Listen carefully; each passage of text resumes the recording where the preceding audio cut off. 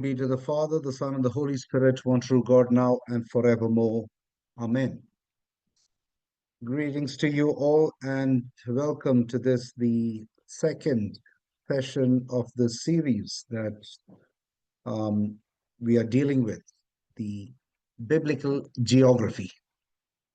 For those of you who were present last week or got to watch the video, you would have had a chance to understand some introductions into this particular theme, as well as a few more facts concerning it. For those of you who were not able to see the past video, I think I'll just draw in once again a few thoughts before I throw some more light on certain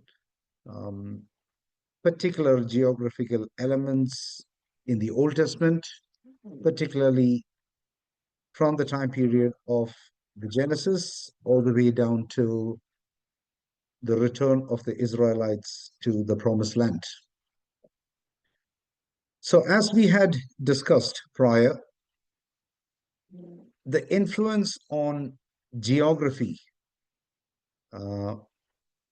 on the biblical narratives is immense. Quite a lot of the narratives, their locations, the terrains, etc., vastly influenced the way in which the literature is written, but beyond that, all the way down to the specifics of the theological understandings of it. Now, as far as the Promised Land, Israel, or Canaan, as is mentioned in the earlier part of the Old Testament, is concerned, we do recognize that it is particularly within a strategic location. The land is in between, well, the land between Israel, it sits at a crossroad, the crossroads of three continents, for that fact, Africa, Asia, and Europe. Now, this tiny strip of land, it had Mesopotamia to the northeast, which was home to the Assyrians, the Babylonians, and furthermore the Persians. And then we had Egypt to the southeast, a powerful and agriculturally rich empire. And of course, Anatolia and beyond to the north, from where a lot of the invaders and influencers came. So the impact of this particular geographical location is that, firstly, as far as we are concerned for this moment, it was constantly invaded. Egypt, Syria, Babylon, Greece, Rome, they all fought or they occupied this particular region at some point of time. And as we had discussed in the previous session, there were major trade routes, major connecting pathways, such as the Via Maris, or the Way by the Sea, the King's Highway, etc. These major ancient trade routes, they passed right through Israel, thus bringing about wealth, bringing about ideas, bringing about literature, bringing about several things, including spirituality and religion. And by way of that, as we can understand from the Old Testament, all the idols and other forms of worship as well. So God placed his people in a land where they would either influence others or be influenced by others. So they were meant to, their faith had to be lived publicly, being linked with the other communities around which they were living in. So particularly, we focused on the varied terrain and the regional diversities of it as well. Israel, as you are all aware by now, it wasn't one flat land. It included coastal plains, such as Philistia, as we will see in a map later on. Fertile, but yet vulnerable to attack. It included hill countries, such as Jerusalem, Hebron, etc. easier to defend, but harder to farm on. And then, particularly in this location, you have the Jordan Valley, a deep depression containing the Jordan River and the Dead Sea, often hot and dry. And then you had the Eastern Plateau that included places such as Gilead and Bashan, which were grazing lands for shepherds. And you will see the reason why I highlight this later. So the impact of these varied terrains was that the tribal settlements were influenced by this geography. For example, as we read in the Old Testament, we particularly read Reuben east of the Jordan, or Judah in the hill country. So you see how these geographical locations are placements to locate where these particular tribal settlements were. Again, military strategies and spiritual strongholds, such as Jerusalem on Mount Zion. They were shaped by the elevation and geography. Prophets used the land metaphorically. Mountains, wildernesses, valleys, and deserts, they all became symbols. Wilderness was considered as a school of faith. Israel's 40 years wandering in the wilderness wasn't just delay. It was rather a divine classroom, if you will. The Sinai Peninsula was harsh, hot days, cold nights, no water or food. And so God provided miraculously and disciplined them faithfully, as we read in Exodus chapter 16 and 17. So the wilderness experience became a foundational memory of trust, obedience, and covenant. Um, just to note a few key events in this particular wilderness experience, such as Mount Sinai, or Horeb, as it is often called otherwise, where Israel met God. They received the law and entered the covenant, as we read in Exodus chapters 19 and 20, as well as Kadesh Barnea, where people doubted and turned back, as we read in Numbers chapter 13, verse and 14. So the theology behind that is that the wilderness is a place of testing, a place of dependence, and a place of purification. We read in Deuteronomy chapter 8, verses 2 and 3. He humbled you, causing you to hunger, and then feeding you with manna. So you see how the wilderness provides the place of testing, dependence, and purification.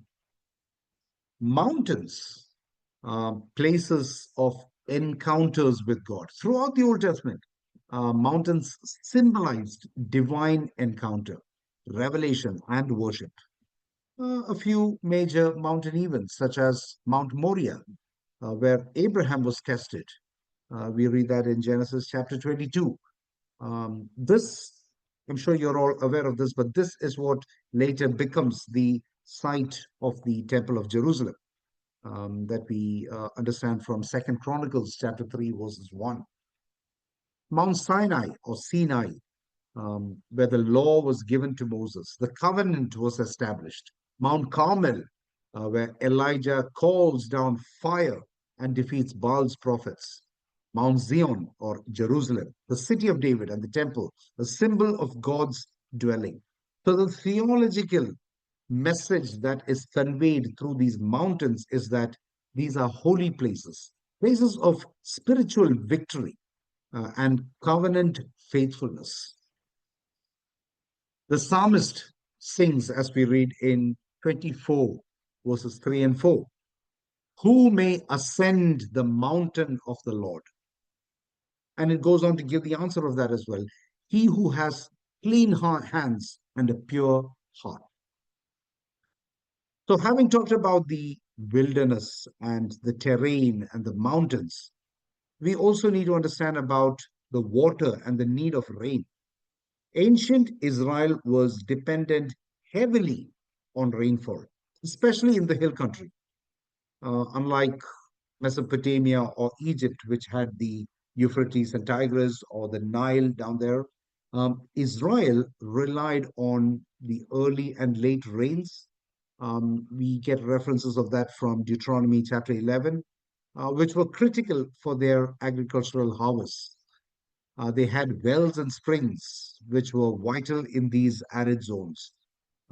Abraham and Isaac, as we read, often dug wells. And we talked about the well at Beersheba last week. The Jordan River symbolized transitions, crossing into the promised land by crossing over the river Jordan that we read in Joshua chapter 3. So the spiritual lessons that we get from these water bodies is that and the provision of rain as well is that rain was directly tied to God's blessings in the Old Testament understanding. Obedience brought about rain, and disobedience brought about drought.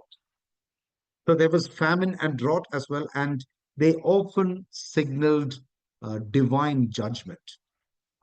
Example, Elijah and the 3-year drought that we read in First Kings chapter 17. Particularly when we read Deuteronomy chapter 11, verses 11 and 14, we read that the land brings rain from heaven, and if you obey the command. So you see how there is that essential thought of God's blessings being tied upon the rain that is provided in this land. And so, as we learn through these geographical locations, we see the reason why great cities spring up in these places. Major cities, Jericho, for instance, the first conquered place in Canaan, a symbol of God's power, if you will. Jerusalem, a political, spiritual, and cultural heart. And we talked about this again in the previous session. That was the site of the temple. Shechem, where the covenant renewal is being made. The covenant was first made, and then again in Joshua chapter 24, we see a renewal of that covenant as well. Hebron, the burial place of the patriarchs. Bethel, a sacred place where Jacob met God. The literal meaning of Bethel, house of God. So the cities were often walled and strategically located. They were places of worship or idolatry. They were centers of leadership, justice, as well as prophetic action. So that's how the cities can be understood. So undoubtedly, there was a geopolitical influence as well. The threat of other empires, as I talked about right at the introduction. Israel's location meant that it was constantly caught between larger empires, larger than itself. For example, the Assyrian Empire, it destroyed the northern kingdom in BC 722. And then the Babylonian Empire destroyed Jerusalem and the temple as well in BC 586. But prior to that, you also have the Egypt, where the Exodus story begins. And later, Egypt even influences kings like Solomon, Persia as well. Later on, during the time of Ezra and Nehemiah, they allowed for the return of Israelites. So the theological understanding of these geopolitical empires was that exile and return are all tied to land and faithfulness. We read in Leviticus chapter 26, verse 34, the land shall enjoy its Sabbaths while you are in exile. So God's promises were linked to the land, but unfaithfulness led to the loss of that land. Having said all of that, we also need to consider the exile, the distance, the hope of return. For instance, being taken into from the land into Babylon was a crushing blow, theologically, emotionally, and nationally as well. because the land, the promised land, it was a covenant promise.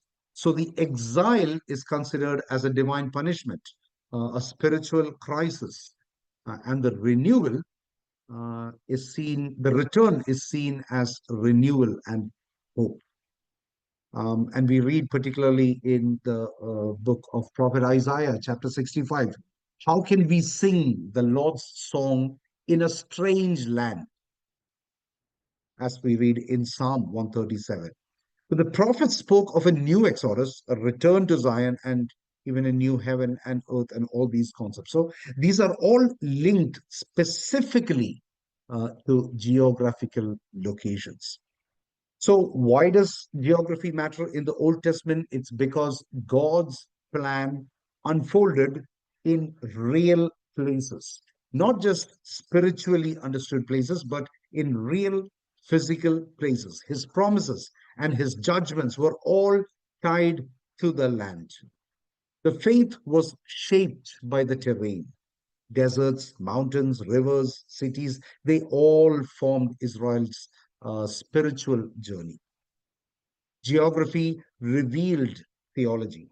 Obedience brought rain and blessing, disobedience brought drought and exile, as I just mentioned now.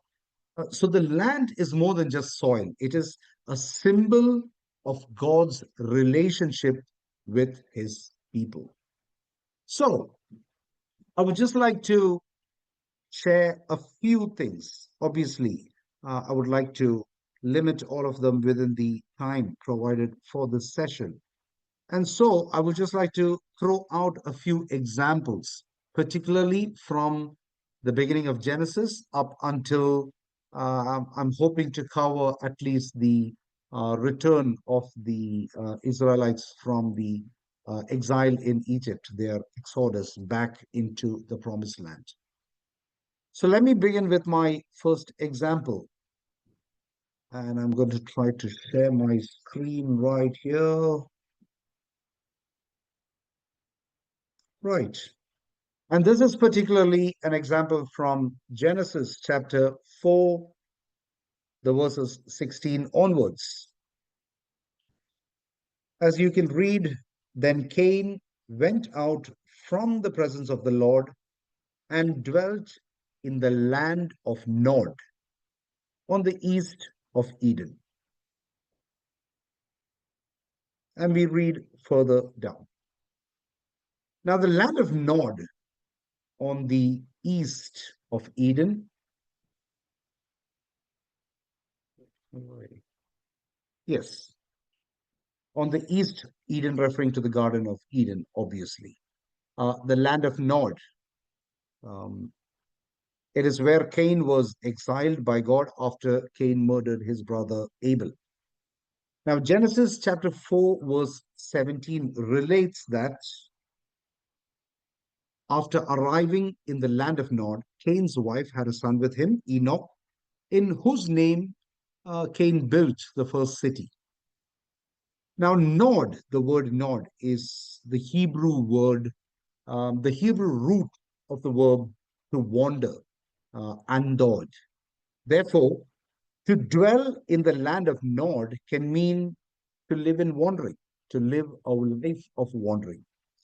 Much as Cain's name is connected to the verb meaning to get, as we read just a few verses above in verse 1 of this chapter. The name Nod closely resembles the word nad, usually translated as a vagabond. The Greek version of Nod, written as Nain, appearing in some early manuscripts, possibly derives from the plural Nahin, which relates to resting and sleeping. This derivation, coincidentally or not, also connects with the English pun on nod, to nod away, referring to sleep. So Cain built a city, which later, as you can read in the verses 20 onwards, his descendants, Jabal and his brother Jubal and their brother Zubal, um, they were the father of those who dwell in tents and have livestock. And then you have the father of all those who play the harp and flute, and then you have an instructor of every craftsman in bronze and iron. So the mention, for instance, of Jubal's musical contributions, it is often represented as or interpreted as a symbolic representation of the culture and the technological advancements achieved by early human societies. You might think that it is quite simple to play the harp and the flute, but for a person to devise that concept at the very beginning is something of great creativity. So the story, it serves that reminder of creativity and artistic expression that are part of human experience, even within this fallen world. So this highlights the diverse range of skills and innovations that emerged from Cain's lineage, if you will. So, as we had seen, the land of Nod to the east of Eden. So let's jump into our next example, and that would be focusing on Noah and his sons. Now we know that Noah entered into the ark and saved himself and his family from the flood. And after that, Shem, Ham, and Japheth were his three sons. So the ark landed at Mount Ararat, as you can see. And then let's begin from the bottom with Japheth, as we read in Genesis chapter 9, verse 27. It mentions that they were maritime people. So obviously they had to, referring that they crossed the sea. But there is also a blessing that Noah gives that Japheth's people would dwell in the tent of Shem. Coincidentally, Ham is whom Noah curses. And you will read that in Genesis chapter 9, because Ham sees his father naked and makes fun of him, but Shem and Japheth are very respectful at that time. And so Noah specifically curses Canaan, who is the son of Ham. But it is from that lineage, if you can see, the people who moved around where Ham is drawn, and then later they go around Arabia back into the Mesopotamian region. And that is how Canaan's son Cush and their later descendant Nimrod builds the cities such as Babel or Uruk or Erech, Ur of the Chaldeans, Akkad, from which the Assyrians, the city of Nineveh comes up. The city of Nineveh was existent all the way from the Genesis time itself, although we are familiar only with that city during the time of the prophet Jonah. Kalneh in Shinar, where the Tower of Babel was built. So all these places, the people of those places are descendant from Ham, and particularly from Ham, because he received that curse, and that's how his descendants as well come in conflict with the descendants of Shem. Again, another son of Ham was Egypt, and you see that they have directly moved into Egypt, from whose descendants come the Kaslushites, who are the ancestors of the Philistines, again in conflict with the descendants of Shem. Shem, of course, his descendants lead all the way to Terah, and then from Terah we know of Abram, Nahor, and Haran, Haran's son Lot. So this is about the geographical movement of the sons of Noah. So we've jumped from here into Abraham's journey. As I mentioned in the session last week as well, we all know that Abraham essentially came from the land of Mesopotamia. That is why it is specifically mentioned that he was from Ur of the Chaldeans. So he was not originally from the Israelite or Canaan region. He was not even from Haran, as you can see right at the top over there, but rather he was all the way from Ur of the Chaldeans, or Babylon. And he moves up along the Euphrates and Tigris River Valley and goes all the way to Ur-Kasdim or Urkesh, which is besides the city of Nineveh. And from there, they make the trip along the fertile plains into Haran, Haran named after his brother, Abram's brother. Haran's son, as I just mentioned, is Lot. And from there, via what is called the Via Maris or the way of the sea, they go straight down until they reach Shechem. So, a few examples that I want to mention from this particular journey.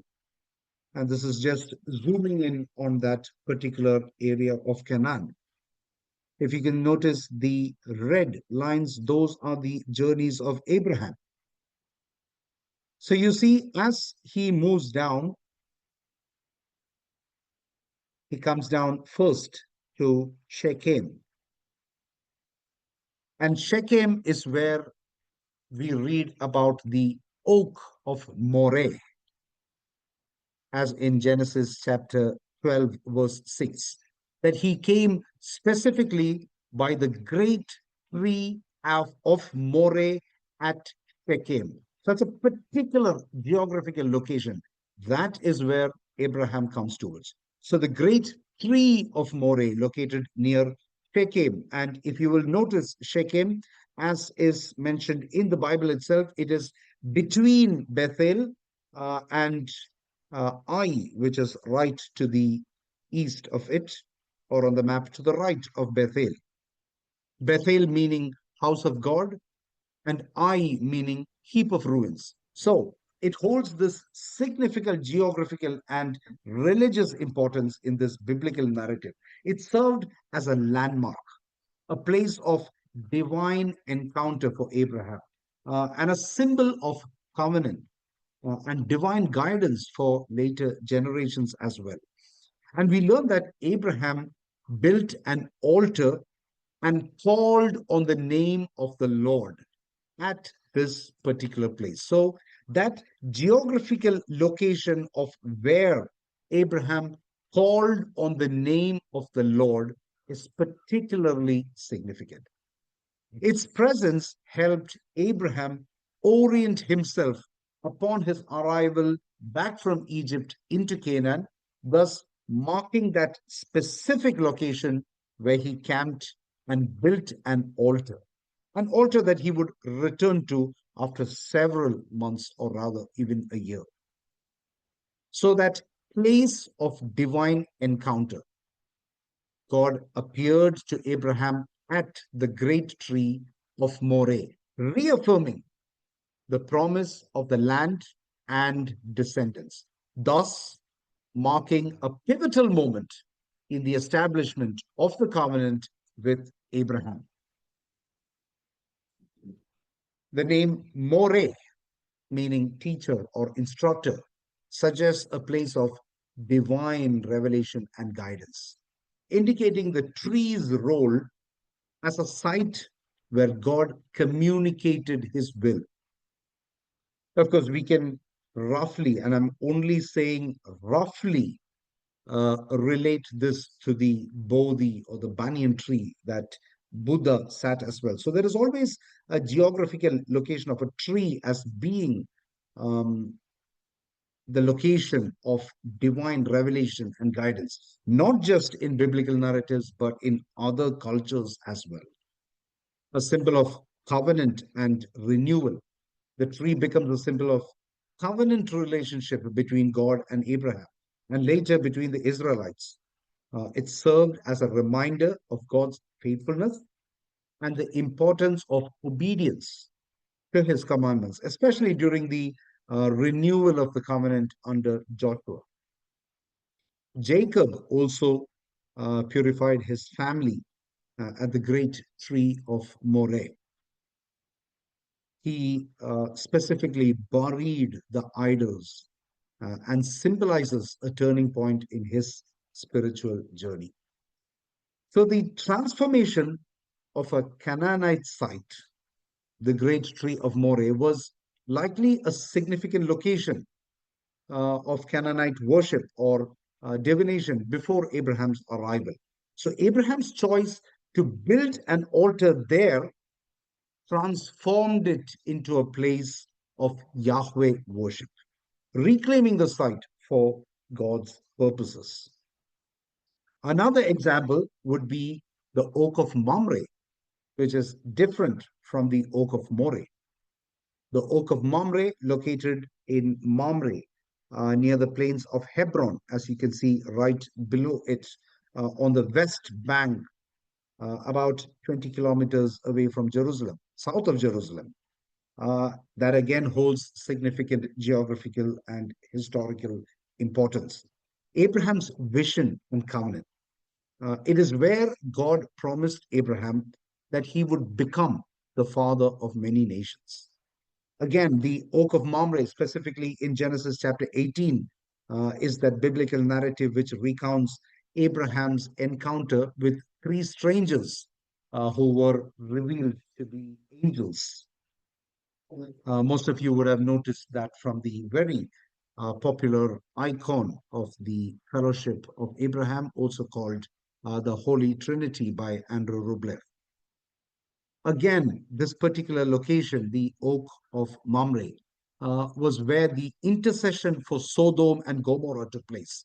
The interaction with these divine visitors led to Abraham's plea for the sinful cities, highlighting the importance of intercession as well. So the oak of Mamre has a symbolic meaning. The oak tree itself is a symbol of life and fertility in the ancient Near East, and its association with Abraham's divine encounters reinforces its sacredness. And from there, we move into what you see as Moriah or Mount Moriah, the Temple Mount, or what is today called the Dome of Rock, the Dome of Rock. That is where Jerusalem is today, the Temple of Jerusalem. And that is specifically mentioned in Genesis chapter 22. It is the location where Abraham was instructed by God to sacrifice his son Isaac, an event that demonstrates Abraham's faith and obedience. Later, the Temple of Jerusalem was built on this particular Mount Moriah, the place of sacrifice and the dwelling place of God. It symbolizes faith, it symbolizes sacrifice, and the covenant between God and Abraham. The willingness to sacrifice Isaac, and later the construction of the temple, they highlight the profound connection between Abraham, God, and the land of Israel. We talked about the well at Beersheba last week, or the well where Abraham makes the covenant with Abimelech. And then, if we move further to the journey of Abraham along with his nephew Lot, in Genesis chapter 13, and you can notice that from the map as well, right beside it. So Abraham went up from Egypt to the Negev. Again, notice went up from Egypt to the Negev, because the Negev is a hilly, mountainous, rigid, arid place, and Egypt is a fertile river valley. So he goes up from Egypt to the Negev with his wife and etc. And from the Negev, he went from place to place until he came to Bethel. And you will notice that on the blue line on the left, Abram to and from Egypt through Beersheba, the way of the patriarchs, up until Bethel, where he built the first altar and called on the name of the Lord, as I mentioned earlier. Now, the importance of this particular thing is that, as we read in chapter 6, the land could not support them while they stayed together. And this is Abraham and Lot, along with all of their the cattle, all of their sheep, all of their servants, etc., the whole lot of people. So the land could not support all of them because of its location. So what does Lot do? He moves to the side of the Jordan Valley, as you can see by the orange light. Lot to Sodom. So he goes closer to the Salt Sea or the Dead Sea through the Jordan Valley because that's where he saw as a fertile ground. But gradually he moves southward along this place. Yes, there we go. Those blue lines that I have indicated are there. He goes southward up until he reaches Sodom and Gomorrah.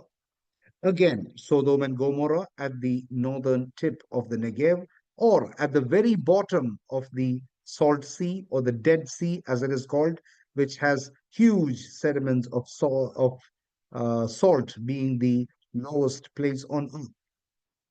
So you see how their movement as well was influenced by these geographical positionings. And so let's jump into Isaac, and we go back over here. So Isaac is the only patriarch who actually did not travel out of Canaan, and that's the purple arrows as mentioned over there. But Abraham sends his servant in search of a wife for Isaac, and he goes along the way of the way of the sea, Via Maris, back into Haran, where you have the well at Nahor, the well where Rebekah offered water to Abraham's servant and his camels. We read that in Genesis chapter 24. It is significant because it serves as a test of character and a sign of divine guidance. Rebekah's willingness to not only offer the servant a drink, but also water his 10 camels. It demonstrates her generous, hospitable, and hardworking nature, aligning with the qualities desired in the wife of Isaac. So this act of service exceeding the expected, involving a considerable amount of labor, was an answer to the servant's prayer and a clear indication from God that she was the chosen woman. And that is all happening at the well at Nahor. And it is because of the availability of that water in the well that we have these stories that develop. So the well encounter is not a mere coincidence. The servant specifically asks God for a sign, and Rebekah's actions perfectly matched his request. So water in the Bible often symbolizes refreshment, blessing, and even the Holy Spirit. So Rebekah's act of providing water to the thirsty man and his camels can be seen as a symbolic act of providing for their needs and offering them comfort. And so we move into Jacob's journey. Jacob's journey. Jacob sets out in haste from Beersheba and camped at Bethel, as you can see if you look up closely. And before they move on into Padan Aram. And all these are mentioned into Genesis chapter 28. Jacob served in Laban's house for 20 years before fleeing back to Canaan in Genesis chapter 31, as we read in verses 1 to 20.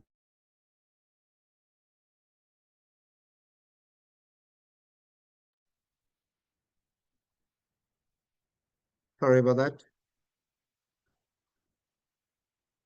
Again, as part of Jacob's journey, we see that he travels along this Via Maris once again.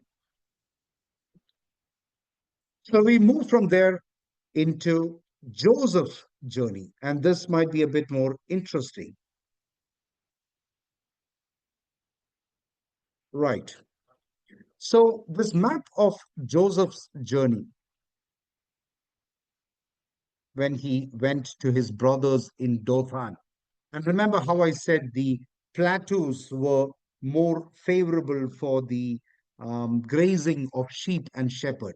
So you will understand why from Mamre or Hebron, they move all the way up till Dothan. You can see the distance. So when we read that Joseph went in search of his brothers, we assume that he just walked down the street. No, he made that tremendous journey up all the way till Dothan. And then that is where Joseph's brothers throw him into a well. And then we are told that the Midianite traders took him to Egypt. And the reason why this is important is because this particular place is on the Via Maris, on the way of the sea, on that critical trade route that we seek. So the Ishmaelite traders being there would have not been out of place. It was part of that geographical location. The narrative of Joseph's sale into slavery by his brothers, and all those that we see is actually linked to this particular geographical location, as we just seen. So Joseph is sold into slavery in Egypt, initially serving Potiphar, and was later imprisoned, but then was raised to be the second in command. So this famine that we read during the time of Joseph was not particular to was not unique to Canaan, but it was a widespread crisis, potentially caused by probably a mega drought. Because as you can see, these particular areas were rain fed. There was only the River Jordan as such, but wells definitely, they all were fed by rain. So the lack of rain would have led to a mega drought. Hence, Joseph's brothers as well going all the way down to the Nile Valley in search of food for sustenance. So that 7 year in famine later in Egypt as well, which Joseph accurately predicts and prepares for. It serves as the catalyst for the family's relocation and demonstrates God's sovereignty over the nations.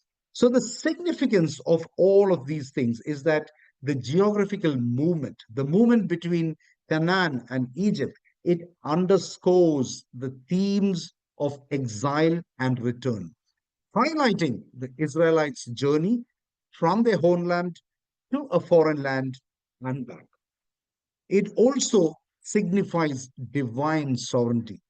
The geographical shift in Joseph's lands from Canaan to Egypt and back, it demonstrates God's overarching plan and his ability to work through difficult circumstances to fulfill his purpose. Symbolic meaning. Canaan represents God's promises and the Israelite heritage, while Egypt, despite its initial role as a place of hardship, ultimately becomes a place of refuge and provision. And we see that all the way down to the time of Jesus as well. So, my closing slide for the day, the Exodus, which is the focus, the geographical significance of the Israelites' freedom from Egypt as depicted in the Exodus story. It lies in its narrative of liberation from slavery, the journey through the wilderness, and the eventual arrival in the promised land. This geographical movement symbolizes a spiritual transformation and the fulfillment of God's covenant with Abraham. So, this wilderness experience, in particular, emphasizes reliance on God for sustenance and guidance, while the promised land represents the new beginning and a place of blessing. So, particularly following this map, the departure from Egypt, the Israelites' departure from Egypt is Egypt was seen as a powerful and oppressive kingdom by then. It signifies their liberation from physical as well as spiritual bondage. So this geographical distance from Egypt, it represents the break from a life of servitude and oppression. Now, the location where Israelites crossed the Red Sea or the Sea of Reeds, as some scholars suggest, is the subject of debate with no definite answers as such. But there are a few possibilities. First of all, as you can see from Ramses, they moved down to the Sukkot Valley and then through Pihairot. And that is where one set of scholars say that they crossed the Red Sea, but that would have been the Gulf of Suez. And the reason for that is because that particular portion at some points is barely 40 meters deep. There are also other theories that suggest that the crossing would have been at the Gulf of Aqaba, way on the other side of the Sinai Peninsula, but this is highly questionable. Once again, some interpretations of that Hebrew text specify the term Yam Suf, suggesting that the crossing was not of the Red Sea itself, but rather a body of water with reeds, such as the area around the Bitter Lakes, which would be where number 3 is mentioned. And then as you go down the wilderness of Etham, you have Mara and Elim, the places where the Israelites suffered because of the lack of water, signifying that role of the Sinai Peninsula and its very harsh terrain. So the Israelites journey all the way down to Mount Sinai or Horeb, and this harsh and barren environment forces them to rely on God for survival, leading to a deeper understanding of faith and dependence on divine provision.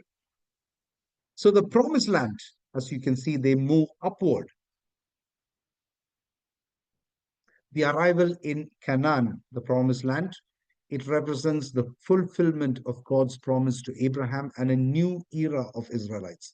The geographical transition from the wilderness to a fertile land, it signifies a move from hardship and dependence to abundance and freedom. And the recurring narrative theme, the Exodus story, with its theme of liberation, wilderness, and promises, it serves as the foundational narrative in the Hebrew Bible, and it is echoed in later stories and events. So, this geographical journey is not just a historical event, but it is a recurring pattern of spiritual growth and divine guidance. So the geographical movement from Egypt to the Promised Land is also a symbolic representation of the spiritual transformation. The Israelites, once slaves, become a people of God, learning to trust in His guidance and the provisions throughout their journey. And finally, if you zoom in all the way up to where you see number 16 and 17, the crossing of the Jordan River. So, this crossing of a Jordan River in the Bible is pivotal because it symbolizes the transition, it symbolizes the divine promise, it symbolizes a new beginning for the Israelites. It marks their entry into the promised land after wandering in the wilderness, representing a move from a life of wandering to one of stability and divine fulfillment. The event also highlights themes of faith, obedience, and God's presence in their journey. The miraculous parting of the Jordan River to allow the Israelites to cross on dry ground. It further emphasizes God's power and His direct involvement in their journey. So this Jordan River, it forms a natural boundary of the promised land, and its crossing signifies Israelites' claim to that land. And finally, where you see number 18, Jericho, the story of Jericho's fall, detailed in Joshua chapter 6, is a pivotal moment in Israelites' conquest of Canaan. The Israelites, following God's instructions, marched around the city for 6 days. And on the seventh day, after a final march and shout, the walls of the city miraculously collapsed. This event highlights God's power to overcome seemingly insurmountable obstacles and His faithfulness to His promise. And the strategic importance of Jericho was that it was a heavily fortified city and considered one of the strongest in Canaan.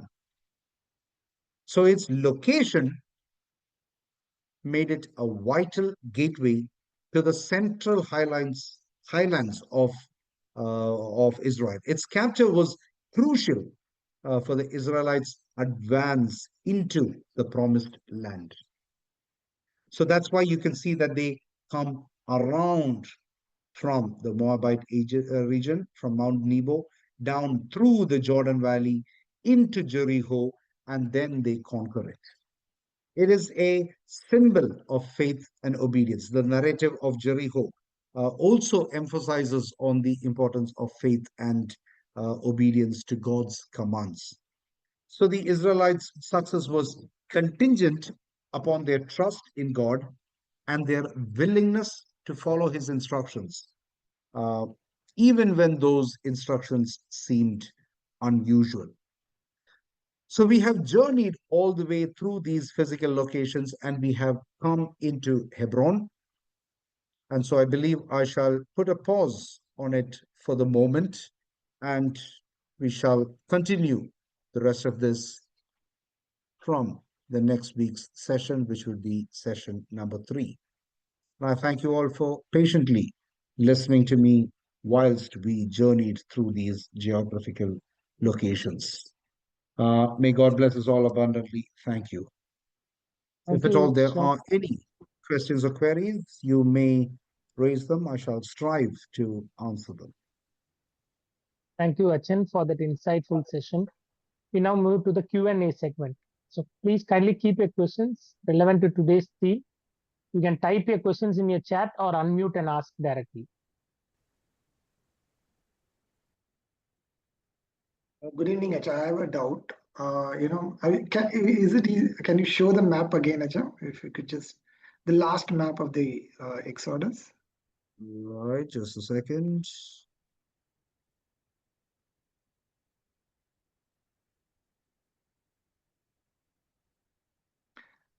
Yeah, Is that the Acha, one?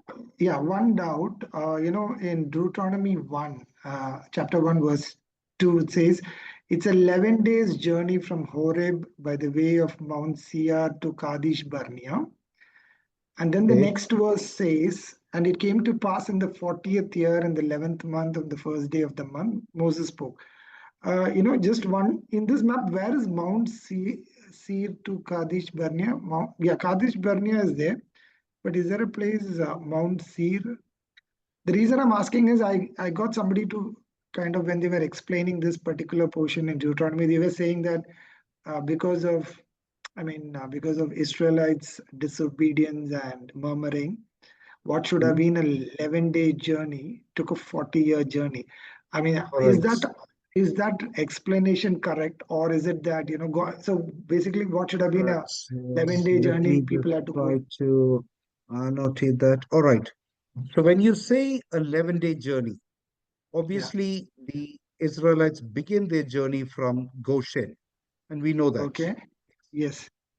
And there is also particularly mention of the Sukkot Valley or Okay. Sukkot Tarna. Yes. Okay. And as I had mentioned earlier, there is what was called the essential trade route, the Via Maris, which is the way of the sea, Oh, okay. the trade route by the sea. And this is the route that Abraham, Jacob, Joseph, and all of them had traveled, go to Egypt. Oh, okay. But when the Israelites left Egypt after their period of slavery, from Goshen, they actually camped at Sukkot. So Okay. then, how do I? All right. So after they had camped at Sukkot, we understand that the Pharaoh chased them. So they were Okay. not in a position to go back to the way of the sea. And hence they Oh, had to move southward. So once they moved southward, they camped by the Red Sea. And that is a possible location that they would have crossed. okay. So once they possibly crossed that location over here, the wilderness of Shur, because is highly terrainous, and they followed the way of this Red Sea. We're not particularly sure, maybe assuming that it would have been the way of the sea, but they followed that sea route until they came to Mount Sinai. And the other reason for that would have been because Moses had already been down that route to Mount Sinai. So he was Okay. essentially traveling in that route. So essentially, what we're trying to say is that what should have just gone from here to here wandered all this way. Okay. So you can see how that took, well, theoretically, it wouldn't have taken 40 years if they were just marching on, but because of the various incidents, the various reasons, their campings in between. And then again, when they started journeying all the way till the promised land, they wasn't particularly sure of what was in Canaan or what was in Jericho as such. Okay. So I'm assuming that would have been the explanations for it, but that's what would have been the normal route. This is the route that they eventually took.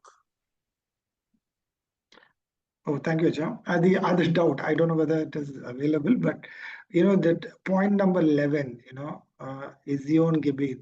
I mean, out of curiosity, I wanted to know why did they have to go all the way up to 12 and then come down when they could have actually walked? I mean, from the map, it looks they should have just crossed over, Yes, but but they went again, they went round. this is only one set of scholars. Yes, there is another Okay. set of scholars who entirely believe that the Mount Sinai is not here, but rather the Mount Okay. Sinai is here, and the crossing of the Red Sea would have been here, and that's how they Oh, came up there. But okay. this is just so that it includes the wilderness of Paran, etc. Okay. Yeah, it is quite a doubtful query on this, but there are multiple scholars who have different um, different theories on these. Sure. Thank you, Ajahn. Thank you. Right. But yes, thank you very much for those questions. There is one question in the chat. Why is that many biblical figures are found to climb to the top of a mountain to either get a message from God or sacrifice or pray? The significance of the mountains. All right, I had highlighted that quite earlier as well. Mountains were always seen as a place of being closer to God at a spiritually higher position. And this was the understanding in the Old Testament times and even before that. So ascending the mountain was considered as a growth towards the deity, I would say, in the Israelite traditions, definitely towards Yahweh as well. And this doesn't stem only from the Judaic tradition, but it is more essential here because all the others, Mesopotamian was essentially a river valley. Nile as well was essentially a river valley. So these civilizations were more along the fertile coast, fertile plains. And then that's where the Canaan region comes, which is a mountainous region. But um, climbing up or ascending to the mountain was essentially seen as going closer to God. And there's quite a number of examples that we can take for mountains as well. They symbolized that divine encounter. They symbolized that place of revelation as well. So even Abraham was commanded to offer Isaac on Mount Moriah. So that divine connection was always there from the very early times. Moses received the Ten Commandments on Mount Sinai. So that higher place geographically was always connected with a closer encounter with the divine.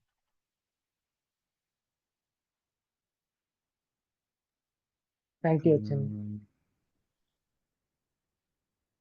I think there are no more questions, Acha. Right. Thank you everyone for your active participation in the Q&A session.